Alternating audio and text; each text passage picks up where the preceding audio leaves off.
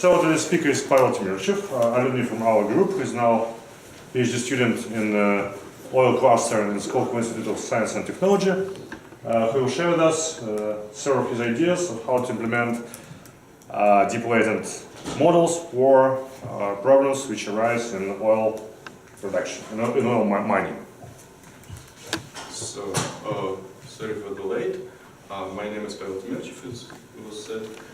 I will ask you in advance to excuse me for my bad speaking skills. So, if you will not be able to understand me, please try to repeat or reformulate.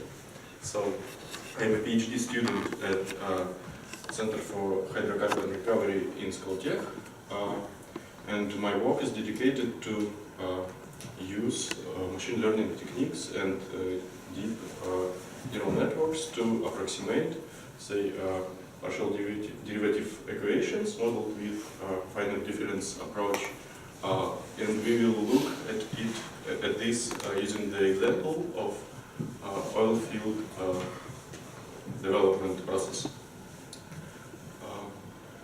I understand that the seminar is not like practical implementation of machine learning for different industries, so I will remove all the details, not important details about the oil field development process from my presentation, but I will need to make a small intro into the task.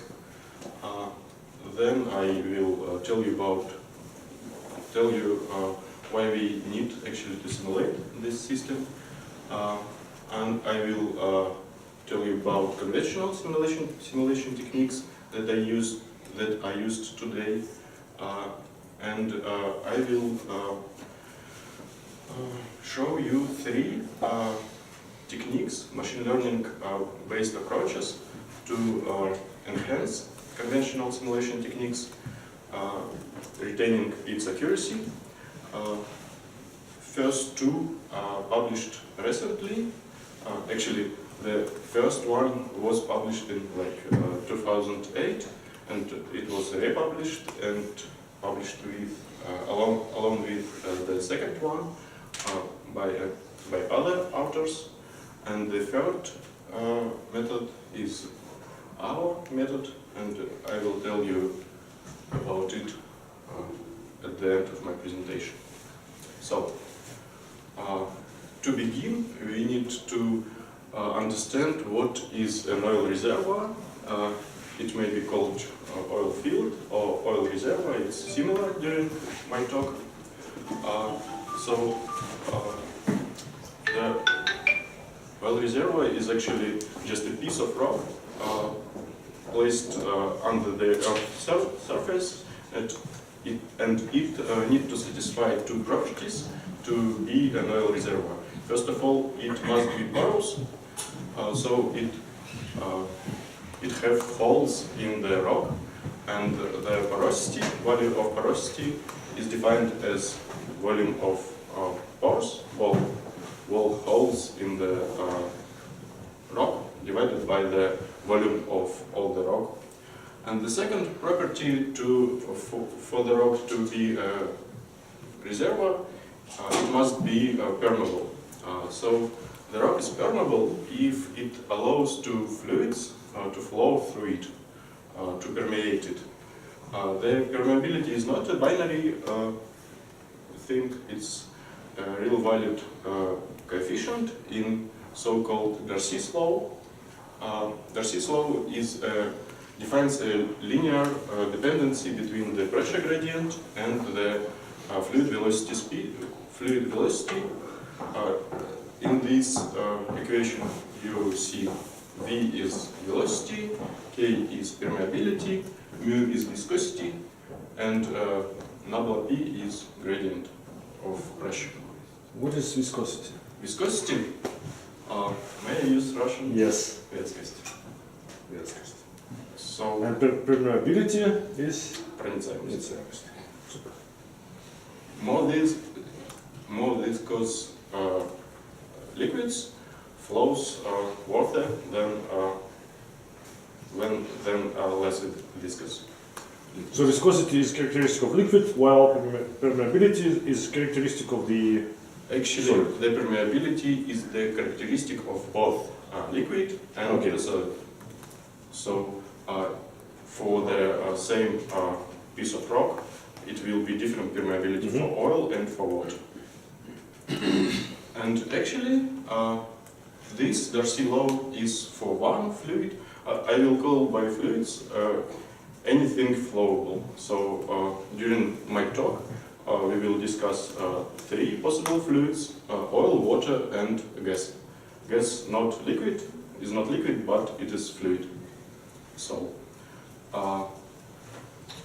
previous Darcy's law was just for one fluid represented in the piece of rock, but if it is saturated with a number of fluids, we may write multiphase Darcy's law that is quite similar, but here we have something different. Instead of permeability, we have K alpha, which may be defined as K absolute, just K multiplied by K relative alpha, where alpha is some phase, or oil, water, or gas. So we need to define the permeability for each phase in the rock.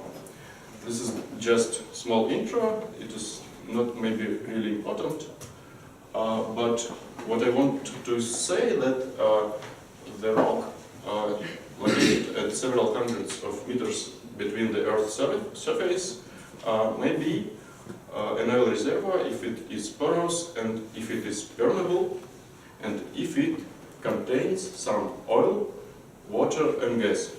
Water is elsewhere on our Earth, on our planet, since almost all porous rocks are saturated with water at the depth. But some of them are also containing oil and maybe natural gas. So the oil reservoir or oil field is that rock that containing oil. And we may somehow try to produce this oil. First idea is to drill the well, like here, and to suck all the oil from the reservoir. But we will have some problems. First of all, the oil is saturated with gas, and it behaves like your Coca-Cola or Pepsi when you open the bottle. It liberates a lot of gas, and actually there are a lot of gas, much bigger amount than in your traditional soda. And it happens when the pressure drops below some point. We will call it bubble point, and for the oils from traditional reservoirs we can measure this bubble point, and we can understand where we need to stop and lower that point we can't go. To proceed, oil development. Because otherwise all holes in our soil will be blocked by bubbles. Yeah, the gas will liberate in the rock, and it will like ruin our reservoir, since we will not be able to produce any oil, and we will produce just gas. Is it possible to just extract the gas and then? Actually, for this you may want to develop just the gas fields, and from the oil fields you will produce really a small amount of gas compared to the gas fields. From the oil fields, you're interested in the oil itself. So basically developing both is way too expensive? No, usually we are producing both, since if you have, where my mouse, if you have no gas here, at this point, you will have gas here because of the pressure drop from the hydrostatical head. So usually we are producing both and oil and gas, but the amount of gas is so small that usually oil developers are burning the gas. So, and actually to escape this situation, we need to maintain the pressure somehow, and one way to maintain the pressure is to inject some water into the oil field.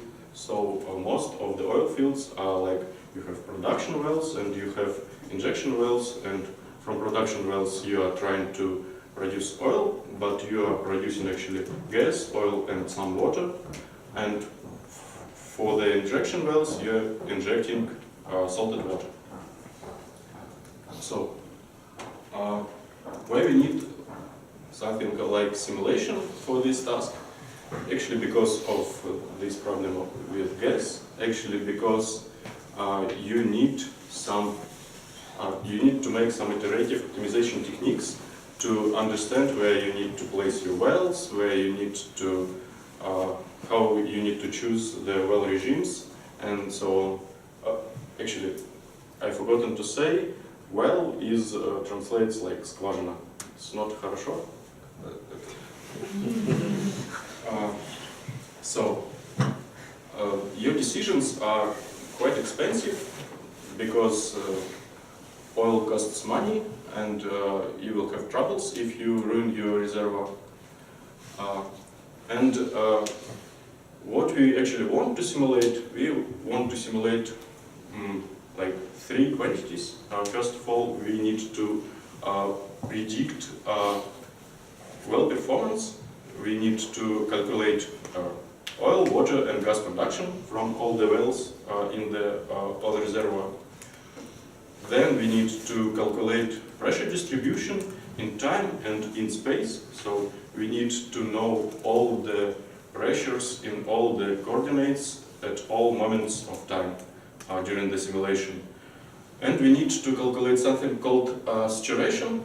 There are saturations for oil, water and gas, and it is just a fraction of, say, let's speak about oil. It is just a fraction of the volume of oil divided by the volume of all the pores. So it is like characteristics of how much oil is contained at the rock at this point x, y, z. So I will denote by alpha different phases. There will be three phases, as I said: oil, water and gas. And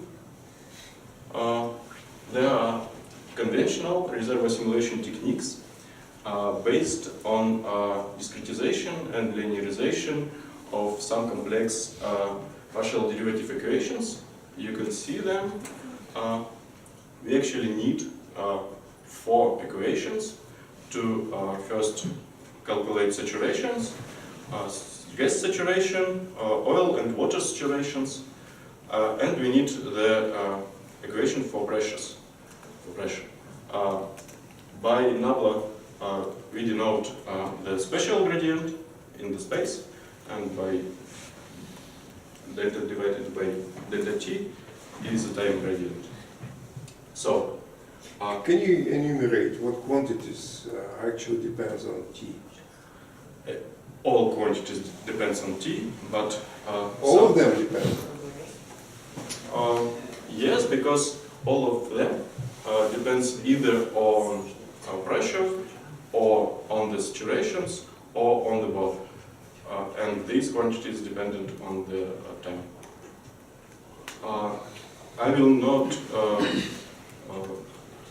like describe all the quantities here, but all the terms B, RSO, K, phi, all of them are nonlinear functions of either P or saturation S.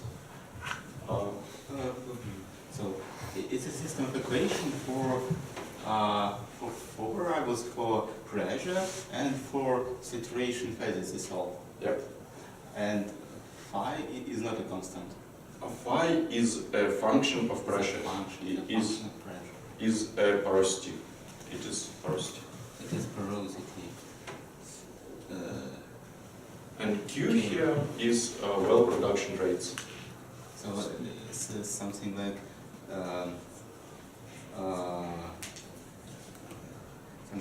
heat equations. For Yes, this is almost equivalent to heat equations or to the diffusion equations. Diffusion, yeah. Right.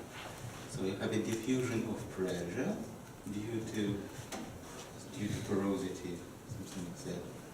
And you have a diffusion equation also. So your pressure replacing drives the porosity.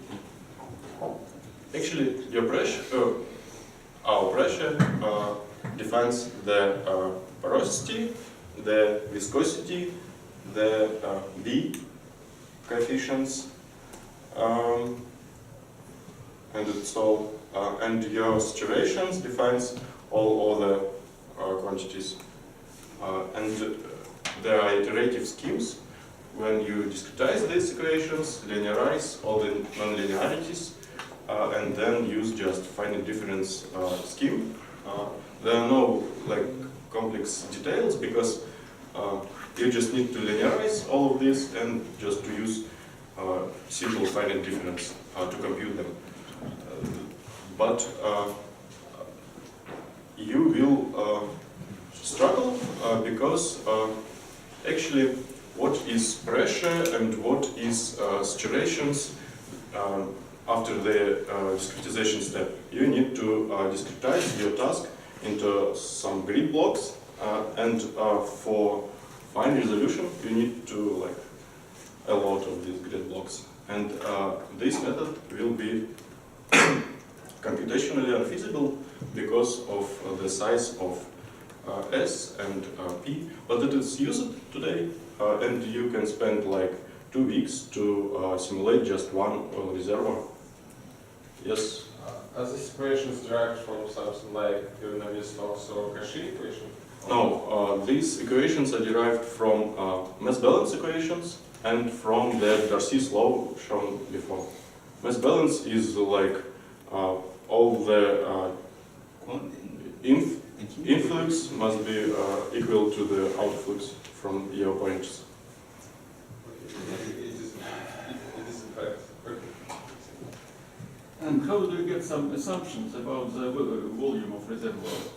Oh, this is laboratory task. You have some geologists which will measure it for you, and actually they will measure all these nonlinearities in laboratory and will give you table defined functions for them.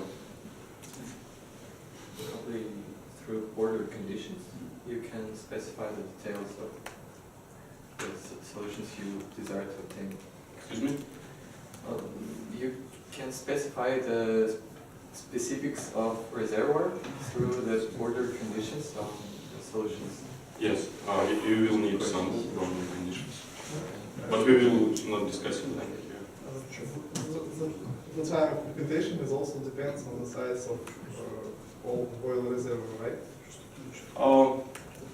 Maybe, may not, because you're deciding how large your computational cell will be. You may use 1 kilometer by 1 kilometer computational cells, and you can use instead 10 centimeters by 10 centimeters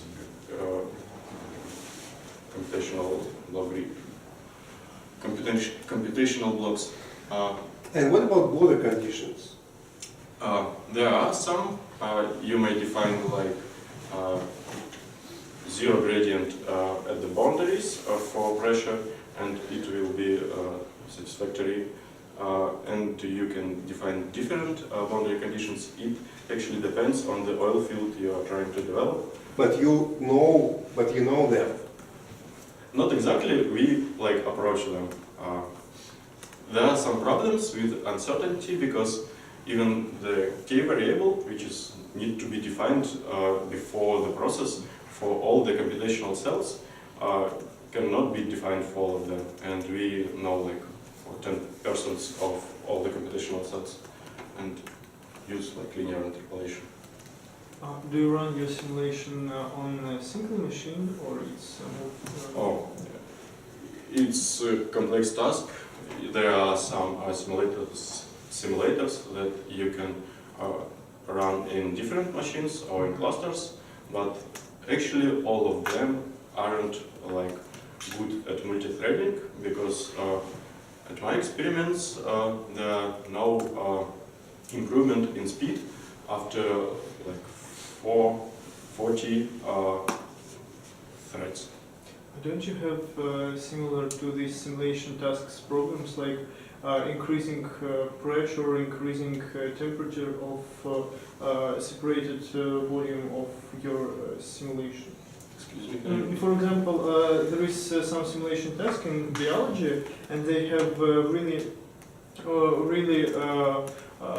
frequent problem that the temperature of the simulation is highly increased every second. Don't you have the same problem? Actually, the temperature of the simulation is like the temperature of the reservoir. Or there are models that can simulate the temperature drop or growth, but this is not this model. There are some cases when you need to like inject hot water and then your temperature will change with time, but commonly you try to inject the water with the temperature that is equal to the temperature of the rock below the surface. Colleagues, let the speakers proceed because we have a quite dense schedule. And this is not the topic of the talk. Yeah, this is like small intro still. And to solve this problem, usually, as I said, we use discretization in space and time. There are a lot of ways to discretize the task, but we will think of it like uniform discretization in space and uniform discretization in time with constant time steps. Then we need to linearize all the nonlinearities. There are actually also a lot of ways to do this, but nevertheless, we need to use them on the linearized system. This will be just a system of linear equations, quite large, but just a system of linear equations. We need to use some schemes of finite difference method. There are two schemes to do this, explicit and implicit scheme. The explicit scheme says that our next time step is calculated just from the values from the previous time step. So this is like analytical formulas for each vectors. And implicit scheme says that we need to use the values from this next time step to calculate values from this next time step, but from different coordinate. So in this case, we will have a system of linear equations that must be solved using Newton method. And for the Newton method, you have the complexity for the base case like O over n cubic, where n is a number of computational grid blocks. And you actually cannot use an explicit scheme because there are a restriction on possible largest time step that will allow you to converge. And this time step usually is very, very small. For explicit schemes. For explicit schemes. And for implicit, it's larger. For implicit scheme, you may use any. So this method has high accuracy, but it is quite slow, as I said. This another slide on this method, how it's used. We actually do not need like the model for itself, and we needed to make some optimization, which is iterative optimization tasks. When you run the simulation the number of times to say find the way to produce the larger amount of oil than you expected. So let let us proceed with approximation techniques for this model. There are like 3 classes. There are no strict separation between these classes. First of all, we can just simplify the finite difference model to remove some complex stuff or to use large computational grid blocks. All of these methods will give you like better accuracy and not so high speed. So we will not discuss them during my talk. Another way is to use something called reduced order modeling techniques. These models are physics aware. They are data driven, but they use the properties of the oil field and of the like physical process to construct the architecture of the model. And they are usually based on something called proper orthogonal decomposition. I will tell you later what it is. And next we will discuss this second class. And our third class is fully data-driven models that are not physical at all, just trying to interpolate the solution of the finite difference model using samples from it. This is like the scheme. We just replace our traditional reservoir model with something called Metamodel. Metamodel is a model that tries to approximate Bayes reservoir model. We hope that it may be very fast.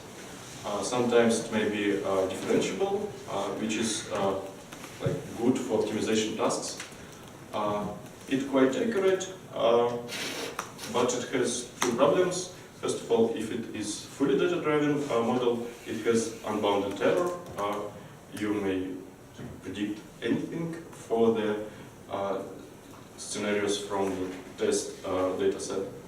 And actually, right now, we cannot reproduce all the options that are available in finite difference model. We can just use some options, like we cannot right now model the oil reservoir with arbitrary number of computational cells.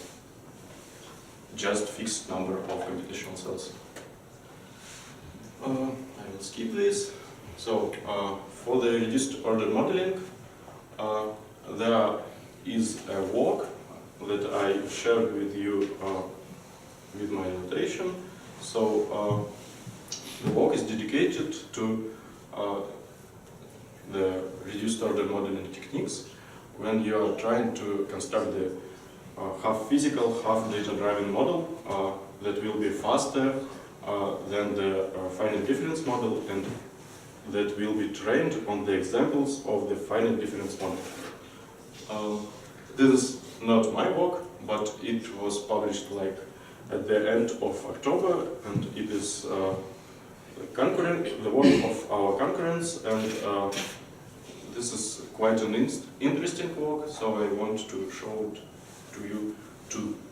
So, what is proper orthogonal decomposition? We need to define this before start to explain this model. This is actually equivalent to principal component analysis and almost equivalent to singular value decomposition of the matrices. But except of one detail, the matrix that we are trying to decompose in PCA and SVD are not similarly the same.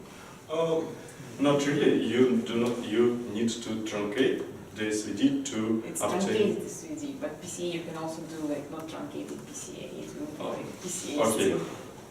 Okay, they're equal. This is like discussable. I think. So actually, the main difference between PCA and proper orthogonal decomposition that in the PCA your matrix is formulated in the sense that your rows are objects and your columns are futures. And in the proper orthogonal decomposition, your matrix is formulated using this snapshot formulation. Let us assume that we have some solutions of finite difference models. Let us concentrate, say, on pressures. So each pressure for the model with fixed number of computational cells is just a vector of, say, length and small. And we can collect a lot of these solutions from different runs of finite difference model. You can change the control on the wells or change the properties of oil reservoir or anything to collect the number of vectors with solutions. Then you stack them into the matrix and just make PCA. This is a proper orthogonal decomposition. But what is the motivation to approximate the different runs on some value with orthogonal matrices? This is like we want to find the subspace, linear subspace of low dimensionality, where we can simulate the dynamics of the reservoir. We want to project. So we know that really it is some low-dimensional manifold in this data. Actually, if you have like a large amount of computational cells, the values for these cells are highly correlated between neighboring cells because of the resolution. And you cannot use more coarser grids because you will have a large error if you use finite difference scheme, and you will need to use small computational cells which are correlated. So there are a low-dimensional subspace, maybe not linear. So your task is to for some with hyperparameters, for some parameters of the reservoir, the boundary conditions for something like that, you should predict the whole solution, the whole grid. Yes, but actually in some tasks you want to predict just production rates, but we will think that we want to predict all the cells. So what is your x? Is x equal to vector of y? This is like not it's like abstract formulation. Instead of y, you can have something.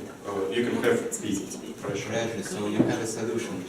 So you have a solution, and then you decompose it somehow. You decompose it using the singular value decomposition, yes. And you need this matrix of solutions, yes. So your singular value decomposition, in your singular value decomposition, you omit some singular values to reduce the size of the problem. So yes, here the UR is the truncated matrix where we use just R dominant singular values. So, and next, using this for definition, we actually want to project the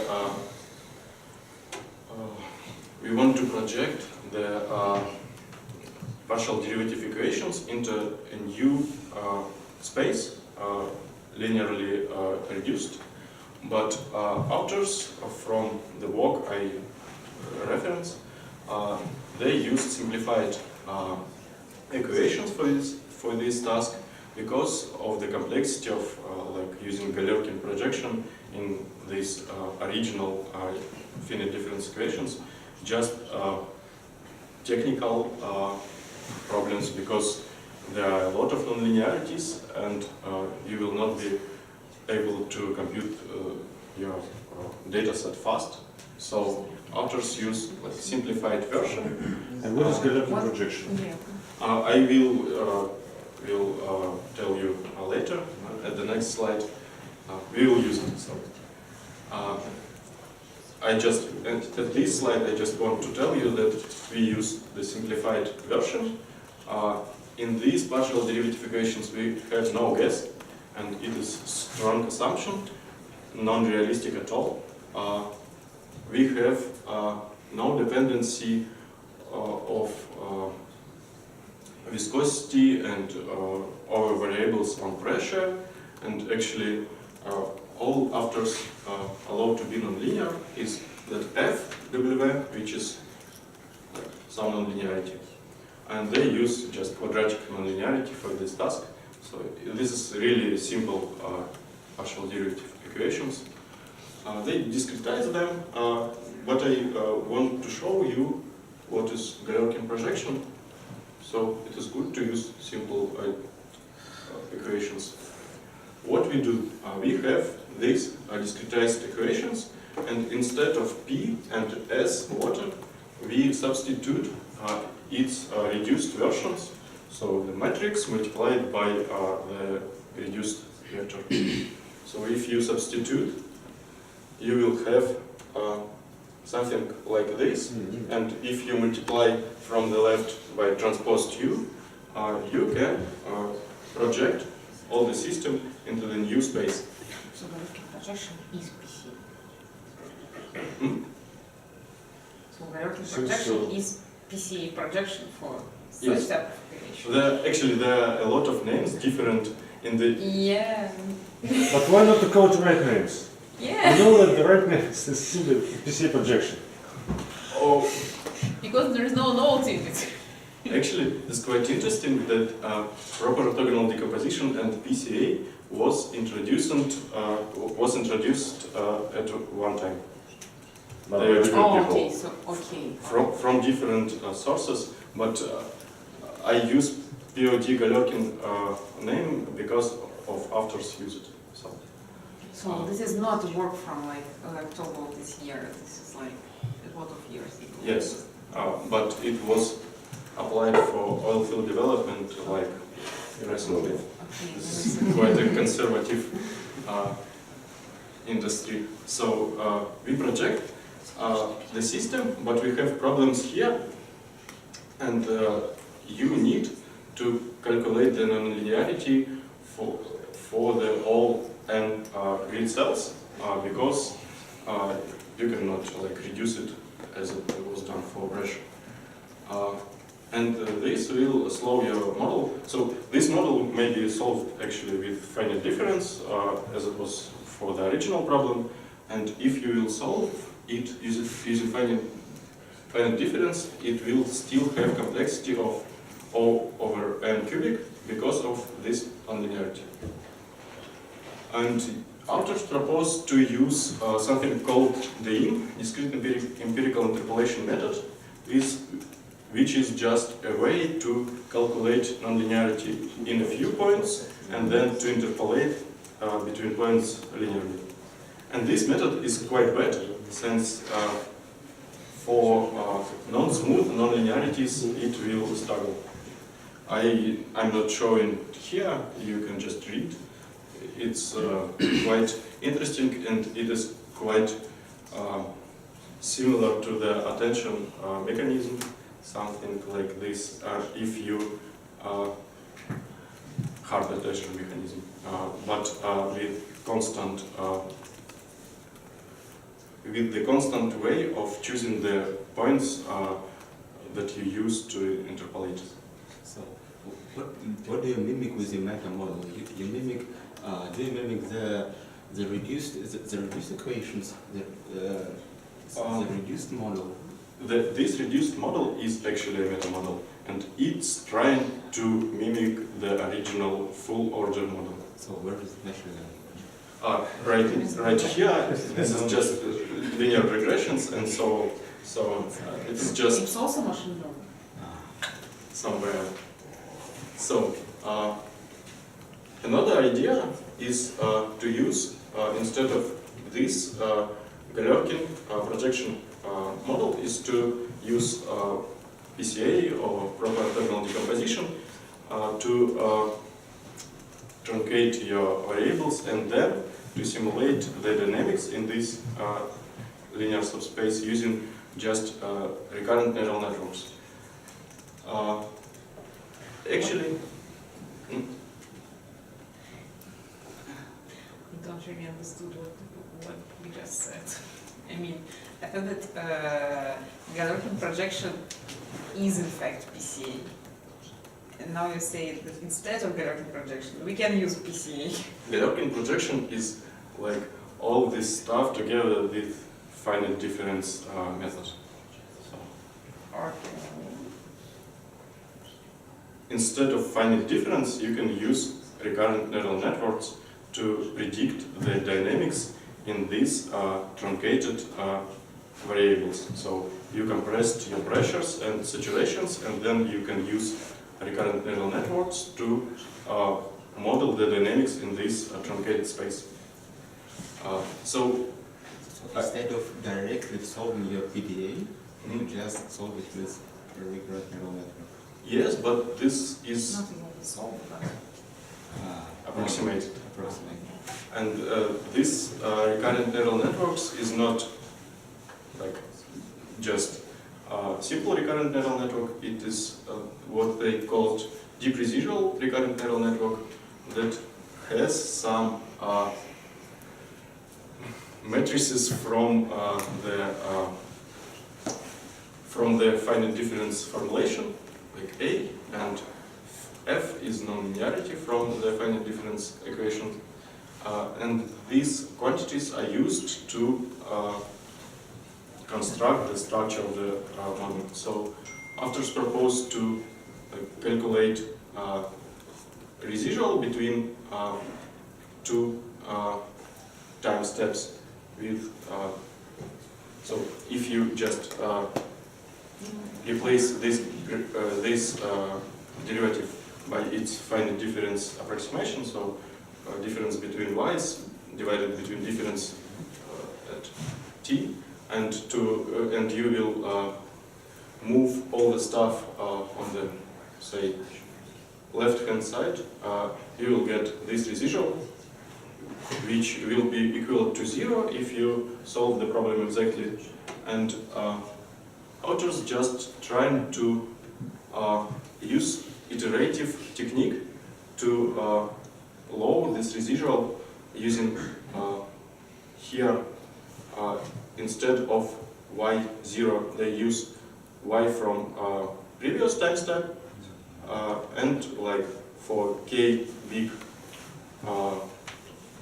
layers you calculate this like something similar to RMS probe equations. There's something wrong with. I don't remember the word, sorry. The brackets? Yes, the bracket here is not needed. Okay. So, And so U is trainable? Is it U trainable? Yes, but authors use just identity matrices everywhere except WB. So it is identity matrix. Oh, okay. okay, so your RNN is trying to model the residual, but looking to the formula, it models not the residual, but residual plus delta t multiplied by the. The residual is not the residual between y's, but the residual is the error between this part of the equation and the left part. What is the criterion which is optimized? L2 norm between your y's from the data set and predicted y's. What is trainable? The u trainable. is identity matrix. They used an identity, but they said that you can train you. What else? Eta is a scalar and it is trainable, and so. And What about W? And yes, and W. And A is like A some matrix is- from the task. Yes, and F is a nonlinearity from the task. Okay. So we have n layers, and we would like y's at the last layer to be as close as possible to ay plus f of y, right? And we're trying to minimize the difference, or the square difference between the y's at the last layer and the right-hand part equation, or not? We are trying to minimize the difference between y's from the data set and y's predicted You want to from predict the y t plus 1 from y. yt plus 1 prediction is the result from the last layer, so it was not the slide. It is not on the slide, but just for the k capital, you will have the answer of the R9. Actually, I do not want to spend much of time on this model because it's not mine. But you started Very with nice. it. So, they trying to make experiments on the very simple tasks. They randomly choose permeability field. They use just one linearity from the finite difference equations, which is quadratic and is quite simple and non-realistic at all. And they used fixed part actually of oil reservoir where some wells are allocated and their allocation points are fixed. So all the reservoir is fixed. Only variable parameter is this permeability field. So this is quite a simple model. And they have something like this in results. At x you have time, or something non-dimensional proportional to time. At the y you have saturation, which is calculated as a mean saturation within all the field. And from here you can see that their models, TRNNs, are like quite good in comparison with the Galerki projection, which is this red line. So And that was fit? This squares fit? yes, this is just like multiplication by matrix and returning into the full order space. What is the input?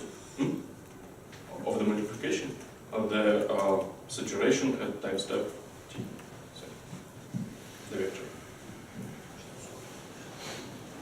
So this was the model of previous authors, and I saved the notation from their paper. So there are not a lot of new notations. I will mention. So we aimed to create. Oh, I forgot to say actually that in this work they are trying to model just two-phase flow, so just oil and water, no gas, no bubble points or something like this. They are trying to model two-dimensional grid, so it is just horizontal grid with no depth dimension, and there are a lot of simplification in the partial derivative equations. And we are trying to make fully data-driven model which will simulate the 3D, three-phase reservoir dynamics, and which will also try to simulate well production rates. But it will work only for cases with fixed dimensionality. Actually, I have some problems with this slide, but there are no desks here, though. Yes. Actually, Luckily, we have the presentation. We have desk there. So, I will say, like, we can use our Metamodel just for the problems of fixed dimensionality because of fully connected layers in our neural networks which are not scalable. And to do this from the physical point of view, we can cut from almost every oil reservoir the part which is symmetric throughout all the reservoir. They are not really symmetric, and there are some flow between the boundaries of symmetric parts, but we can think of it like all our reservoir is just a number of these independent pieces which we will call development units. Development units looks like the square. I will show at this monitor. You have like the well here, and you may have well here or here, and you can like make almost any oil reservoir from these pieces, since the scheme of well allocation across all the reservoir is like symmetric, usually. It is not a really good solution, but it is better than the previous one. So, we will not try to approximate some explicit partial derivative equations, and we will try to approximate something like black box simulator that provide us with solutions. There are a lot of commercial simulators that may solve this task with high accuracy. They work slow, but the accuracy is really good. We will not use any information about the physical process because the partial derivative equations are quite complex. So we will start with generating a training set, and we want to generate as diverse training set as possible because we want our model to work for any possible realistic oil reservoir. In comparison with our previous approach, they are trying to fit the model to work just with the fixed oil field. And we are trying to make a universal model that may be used for any oil field. So we want to generate a training set, and then we want to train two metamodels. First, we'll predict reservoir dynamics, which is pressures and saturations, and the second, we'll try to predict production rates.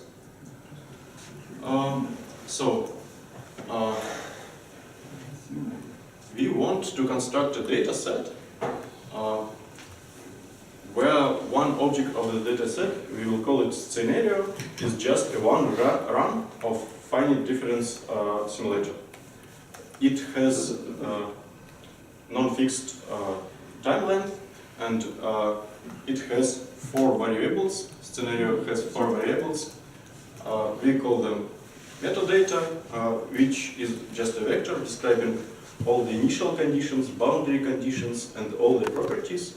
It has fixed and quite small length because we use some ideas to reduce the size of this vector. We use somewhere PCA, somewhere we use just linear interpolations between some properties. So we have control variables which are time series of control applied on the production and injection rates. This is just two-dimensional time series types. By red, I mentioned the variables we want to predict, but we have it in the training set to simulate the solution.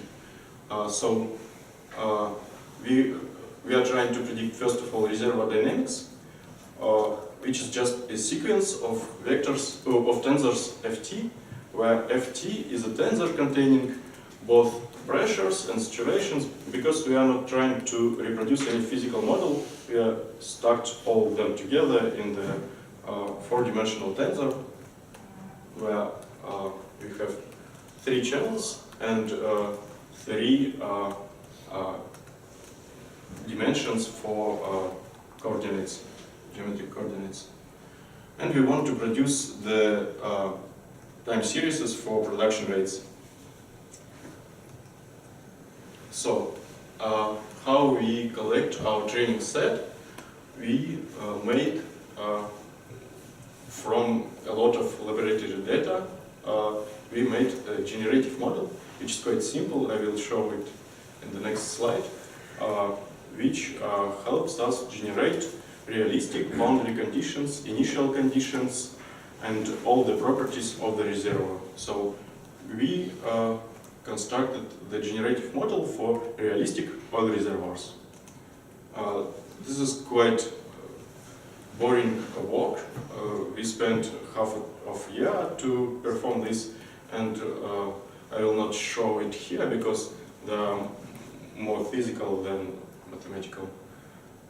So then we constructed the generative model also for control variables. So we looked at real regimes of well working, and we are trying to simulate the realistic regimes of like control variables from the real oilfields. Then we computed truth dynamics and truth production rates from Bayes finite difference reservoir simulator, which is our commercial black box simulator that we are trying to approximate. And we run it on generated metadata and control variables to compute. We are trying to model just, as I said, one piece of the oil field with fixed dimensionality, and we use this resolution. So if you calculate at each time step, tensor F contains more than 73 thousandths of values.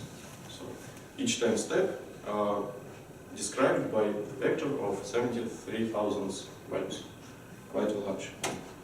We have 5,000 scenarios in our dataset, so we run our finite difference model more than 5,000 times.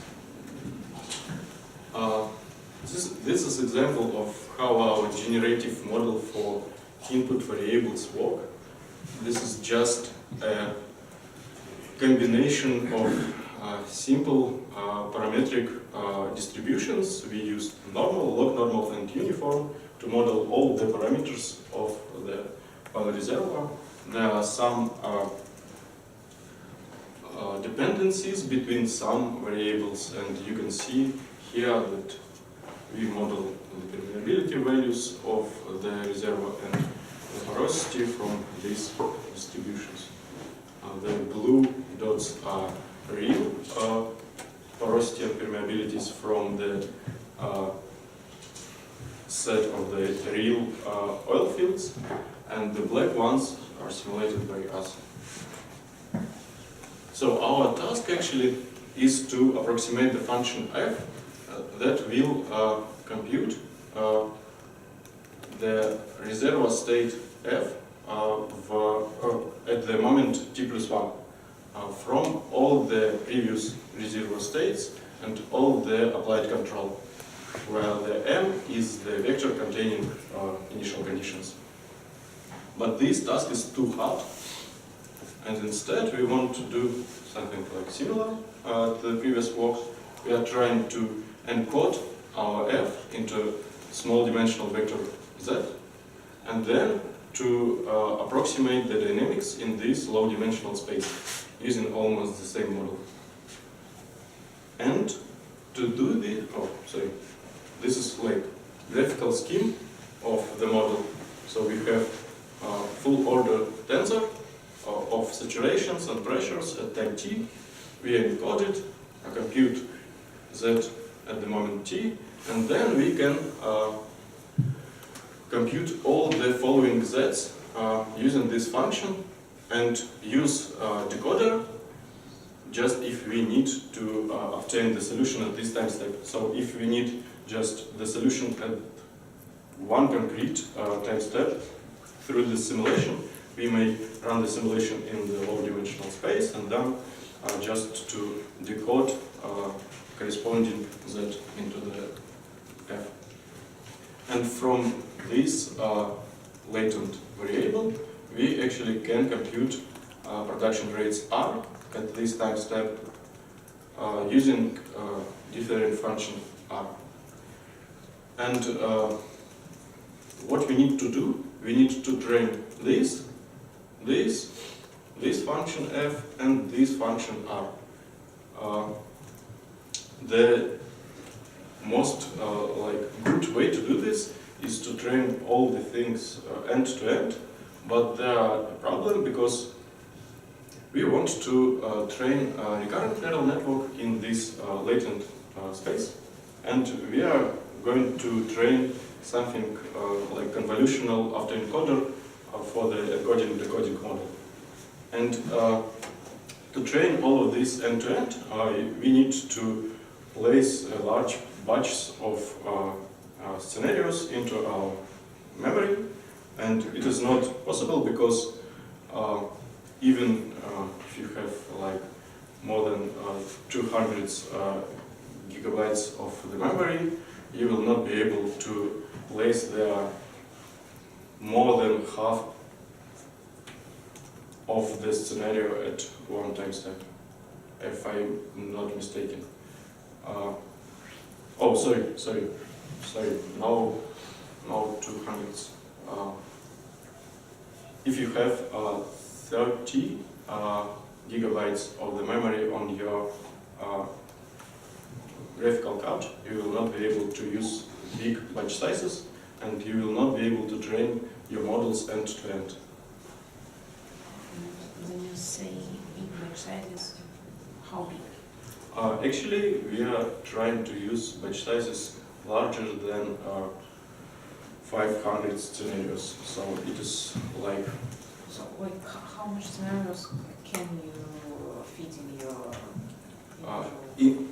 In the training end to end, or I will say differently. We can just train all the models separately. Yeah, I understand. But like, why? How many elements in the batch you can fit in your GPU, and why are you trying to separate? One scenario is equal approximately to 1,000 tensors f, 1,000 time steps.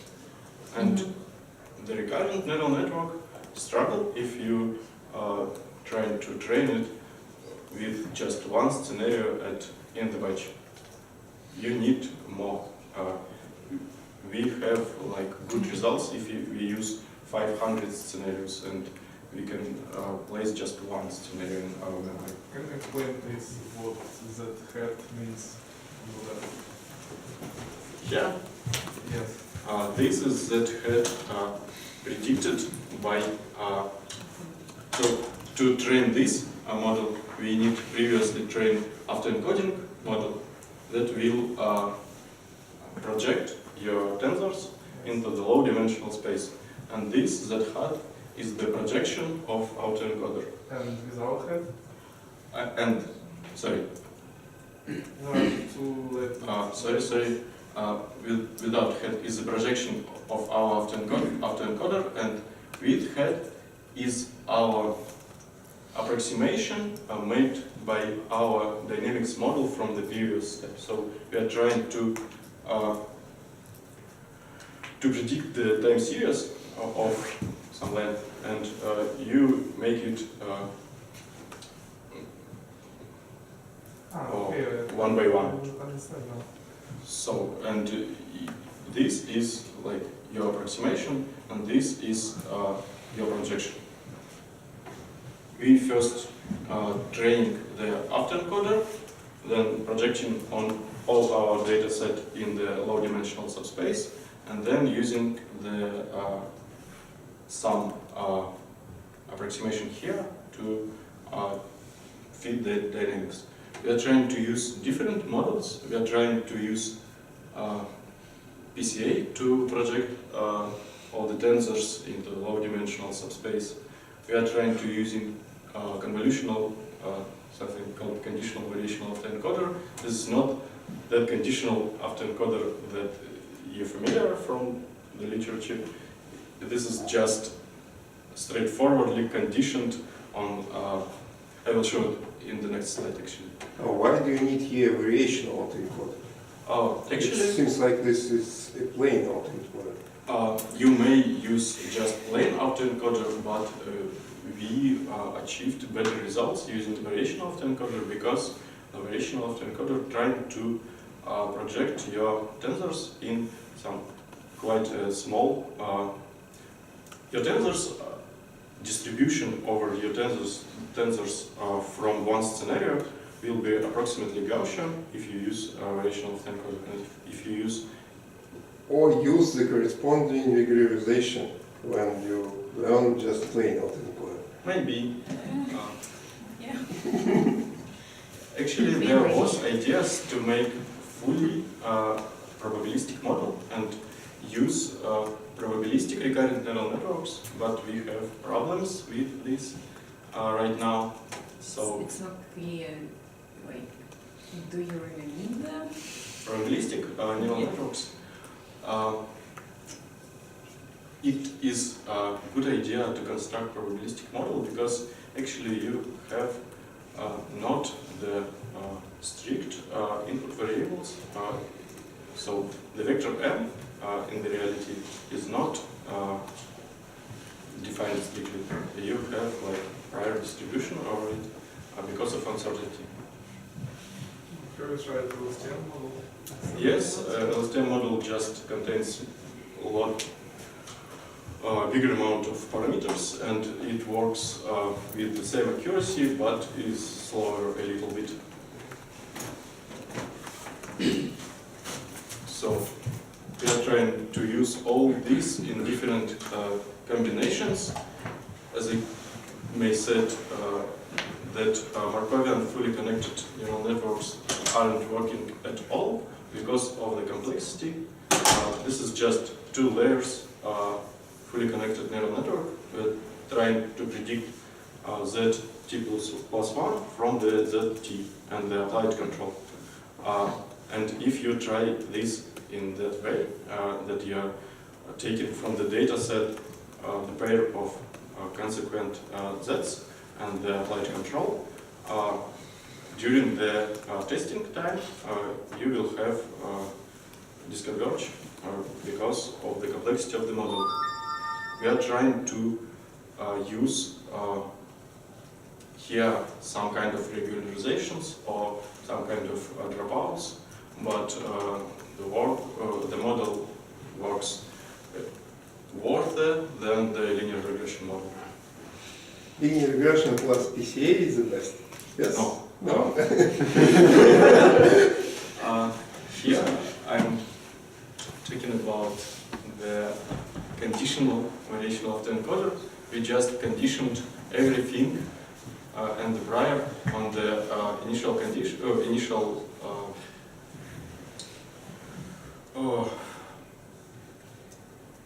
on the vector m, and it allows us to project, as I said, all the tensors in the small subspace where the simulation is easier than if you use just simple autoencoder.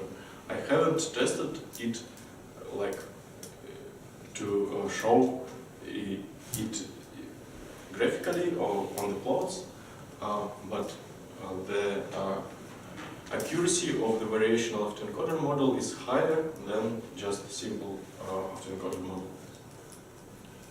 Here we use three-dimensional convolutions to get the parameters of the reduced size vector z, and during the simulation we actually will use just the mean value and remove the standard deviations. So this is results. Here on the plots you can see average pressure and average saturations computed throughout all the cells. On the horizontal axis you have time, and as you can see, black and blue models are best, and the linear model plus PCA is red, and it is here. It's quite bad in predicting saturations, which is most important variable that we want to predict. So this is horizontal slices of the 3D tensors at this time step. The part containing well saturation. Here and here we have wells, and this picture corresponds to the target variable that we want to predict. This is our main model, GRU with variational autoencoder, and this all the different models. As you can see, no models can predict it good, except these two. Yes. Do we model for like 15 years? 30 years, actually. But the petroleum engineers likes to look at this 15 years step because it's like high importance in the bureaucracy. Can you say, please, what approximate the size of F? Geometrical or like in computational cells? How many grids do you have? We have like 40 by 61 by 10 computational cells, three-dimensional computational grid. The whole square is approximately. Here you have 40 and here you have 61. And in the real world, is it a few kilometers or a few meters? Here you have this like a random variable for different oil fields. You will have different resolution, and here we use the uniform distribution for the geometrical size of the problem, and on the y-axis it is in interval from the 1000 meters to 2000 meters, and on the horizontal axis from 1,500 meters to 2,500 meters. So here you have animated dynamics for the main metamodel. This is target variable, this is predicted variables. The pressure is almost not changing in our metamodel, but the saturations are simulated quite well. And I remind you that this is a three-dimensional computational grid, but we can't show all the three dimensions, and we use slices. This is like a table of accuracy measured in the relative error, and it is need to be mentioned that the saturations are equal, lying in the interval from 0 to 1. So if the real saturation is small, your relative errors will be quite high. So these numbers are quite awkward.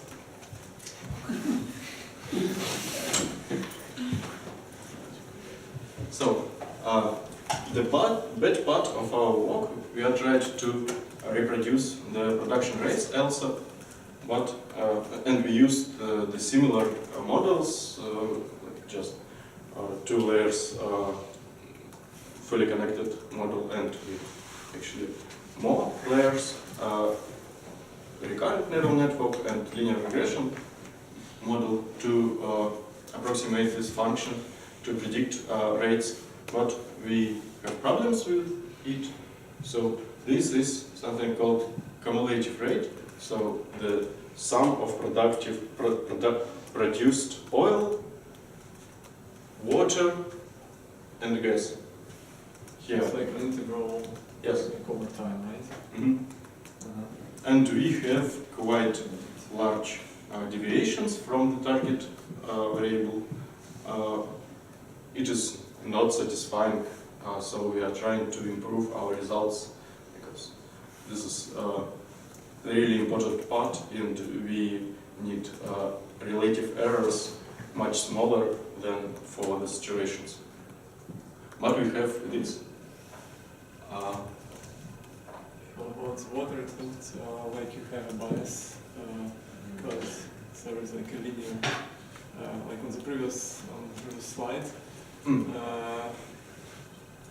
like your target and your black line. I mean, like they're both growing linearly, so like this indicates that there is a bias in the rate. What do you mean by bias on the rate? Like at each time step you increase it slightly, and through a lot of time steps the error grows. Yes, but Just for like the recurrent neural networks, Maybe we you are should try not recurrent. I don't know. but we are trying to optimize the full sequence. Actually, there are maybe, but I think that we have problems not with this model that trying to produce or to predict rates, but with autoencoder model that just discard the data that needed to predict rates from the like reduced vector. So it is good idea to train them end to end, and we are trying to train. I mean, you can try to train them like not end-to-end whole model, but the autoencoder part with classificator for error. Yes, we have tried this, and this. Yes. The error much higher than we have here. And so. But I mean, you can like you try to just predict R from autoencoder and so on. We are trying to like compress two tensors into sets and to use them to predict. We need at least two Z variables. Do you fine-tune it later with the recurrent neural network? Oh, no. Because like from this, you know, if you train your autoencoder with classificator for R, you actually not really want to really use this classificator later, but you want to store the information about R which you have in F in your Z. Yes, but there is two ideas.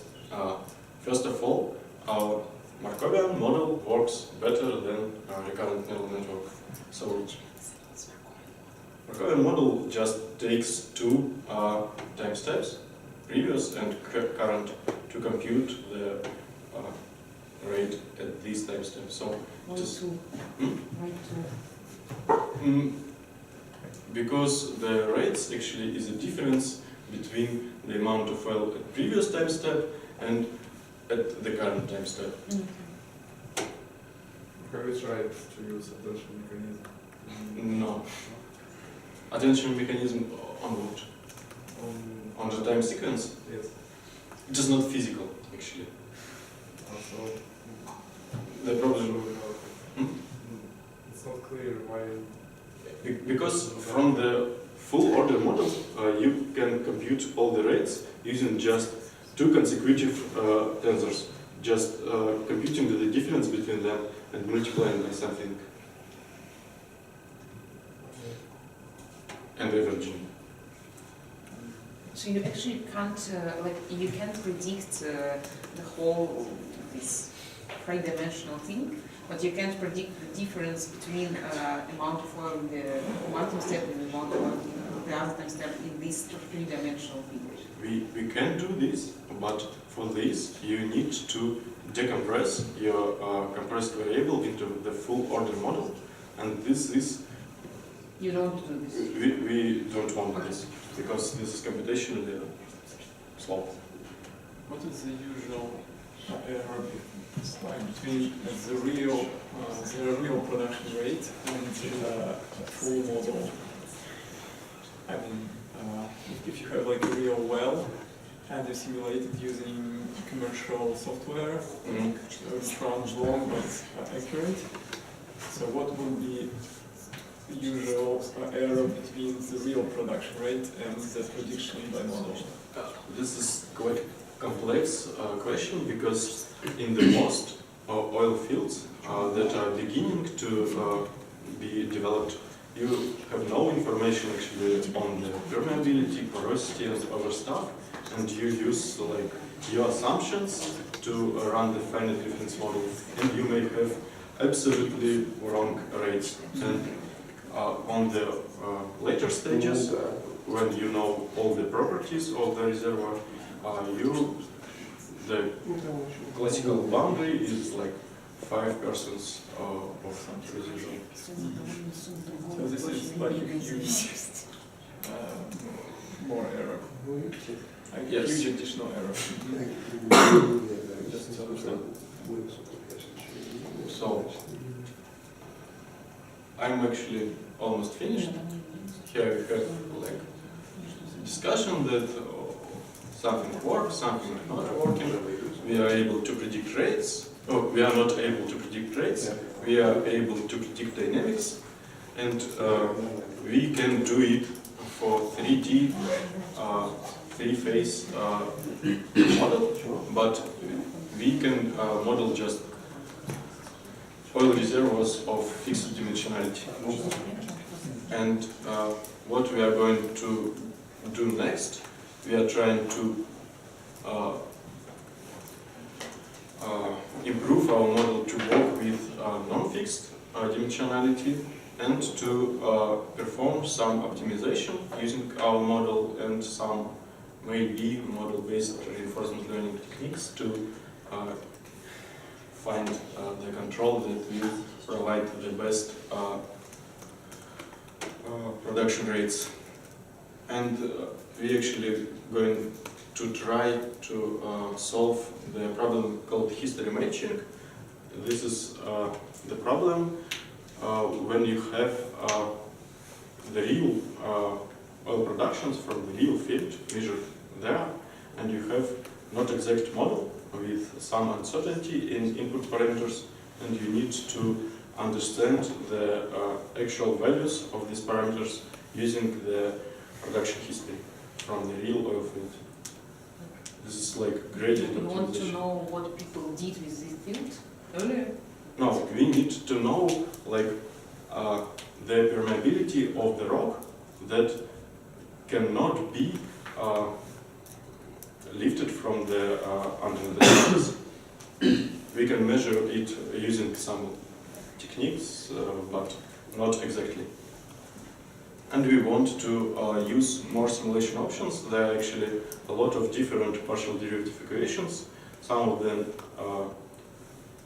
use the change in the temperature. Some of them model the oil as a composite mixture of different its components, like methane, pentane, and so on. This is more complex tasks. This is like collaborations. We made it with Gazprom-Neft, and there are actually another part of this mock dedicated to the interpolation from this computational grid to the final one. It was done by Ruslan Kostoyev, and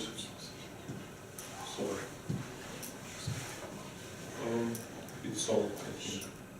I can show you daily production rates to understand that all is bad. So there was like cumulative China side. rates. So, But you mean the red one is... No, it's not We good. can predict what the production rate. Yeah, okay. Why specifically it is so hard to predict production rate? Yeah, Like if you also already have the solution for the grid? I'm wondering too, but for the exact prediction, we can decode our variables Z and just compute the difference between tensors, and then the accuracy will be much higher. We tried it, but I not included this into the presentation. But we do not want to decode these variables because it will slower our model because we will need to decode at every time step. And did you try to decode? Yes. What is the accuracy of such It's almost undistinguishable. I didn't. from target? Yes. So is it so computationally expensive to run at every time step? We need I mean, to. if you like have an accurate solution. If you want to run something like numerical optimization processes, we need to use this model a lot of times. And yes, if we do not use decoding of at each time step, we can predict all the sequence just for seconds, during few seconds, and 2 or 3 seconds. And for the decoding of each time step, it will consume like minutes. But like you want to predict for 30 years. Yeah. Do you really care about minutes or seconds? Like And we need to do this like few thousands of times. still thousands of minutes. Since this is like industrial project, they ask us to do it as fast as possible. By the way, what if we reduce our task from 3-dimensional to just say 2-dimensional? Is it unrealistic? Yes, really unrealistic because most of the processes are different in this depth dimensional because if you look from the side on the reservoir, I will return to the beginning, show you here. When your well ends like here, you need to model something called finger something. When your water goes up into the well, and if you model, if your model is 2-dimensional, you will not be able to model this process. And actually, you need finer discretization and in vertical dimension than in Well, yes, for practical results, you really need 3-dimensional case. But here it seems that you, in your model, you do not have a lot of information from the real problem you're trying to solve. You just take some differential equations, collect data from them, and try to model them using recurrent neural networks, similar ones. So it seems that on the stage when you try to find a good model, you can reduce the complexity of the task to take something 2-dimensional or even 1-dimensional, to take some simple differential equations and try to model them using some good latent models. And when you find a good one, then apply them in 3-dimensional case. Maybe it will be a good. By the way, do you know some examples of good modeling of the solution of mathematical physics by deep neural networks? Actually, there are, as I know, some good solutions in aerodynamics using just linear models, something like this POD approach. They works well for the most of the aerodynamics like problems where you try to simulate the dynamics of flow across. Вокруг самолета, прошу прощения.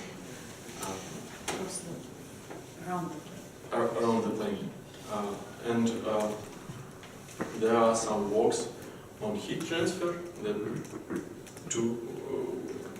works well with simple linear models. And for our task, simple linear models can provide good solution for the fixed oil field, but you need some results of using the finite difference model for this concrete field, and this is not a good way to metamodel something, because for every different oil reservoir you need to compute at least once all the sequence. And we are trying to make it universally, and it is quite hard. For the oil petroleum, there are no good approximating reduced order models at all. These two is just state of the art. By now it is quite a bad state of the art. Okay, any more questions? And here you show a two-dimensional picture. So there is some. This is like motivational picture. It's motivational picture, but still you have some two-dimensional picture to show us. Why can't you use models of such two-dimensional pictures and to study their dynamics and to compare, and it will be much more simple model. Yes, it will be much more simple model, but and here will be water, oil, gas, and everything else. But it will be two-dimensional. It will not be like applicable in the reality because of its simplicity. You can use a two-dimensional model, but not in these vertical dimensions, but in these horizontal this is my question. Why you can use only the horizontal section? Why can you use vertical sections for two-dimensional models? Because there are not one well, but a number of wells located here, here, so and you need some horizontal dimensions to simulate the times when you will have like this waterfront. This waterfront